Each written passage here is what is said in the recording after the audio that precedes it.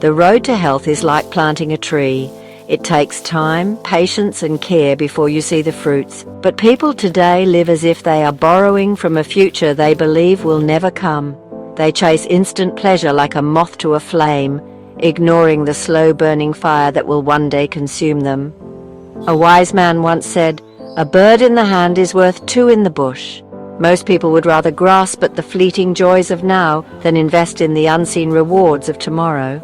A funny video, a cheap thrill, a moment of indulgence, these provide an instant dopamine hit, while a lecture on nutrition or longevity demands patience, effort, and discipline. It's the same reason why a child will pick candy over a bowl of vegetables. One offers a moment of sweetness, the other, the slow construction of a body that will serve them for life. Social media is a river that only flows toward what is loud, shiny, and easily consumed.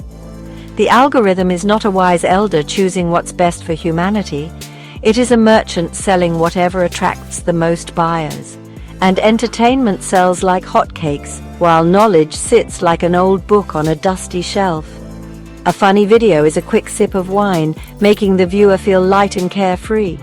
A discussion on metabolic health? That's like offering someone a map in a world where everyone is busy dancing. Few will stop to listen until they're lost. Modern life is a battlefield of information, and most people have neither the time nor the mental energy to sift through what truly matters. They're like travelers lost in a storm, chasing whatever light appears brightest, even if it leads them deeper into the dark. Health, in contrast, asks for reflection. It asks people to put down their distractions, step back, and think. But in a world where attention is the new currency, deep thinking is a luxury few can afford. A young man dancing on the edge of a cliff does not fear the fall until the ground crumbles beneath him. So it is with health. The body is forgiving in youth, absorbing abuse without complaint. But time is a silent thief, and by the time people realize they've been spending health like an endless fortune, the debt collector has already arrived. In their younger years, people believe health is a well that never dries. They worship youth as if it were eternal, ignoring the whispers of age creeping upon them. And when reality strikes, they search for cures in a hurry, forgetting that prevention was the easiest road they refused to walk. We live in a world that glorifies wealth over wisdom, pleasure over patience, indulgence over introspection.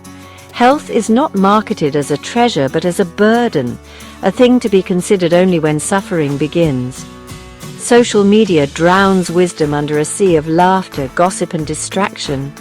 It's like a village where the storyteller who speaks of hard truths is ignored, while the jester gathers crowds. And so, people remain blind until reality forces them to see.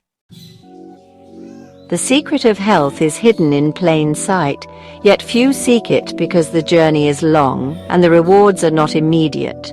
The wise invest before the storm comes. The foolish seek shelter when the roof is already caving in.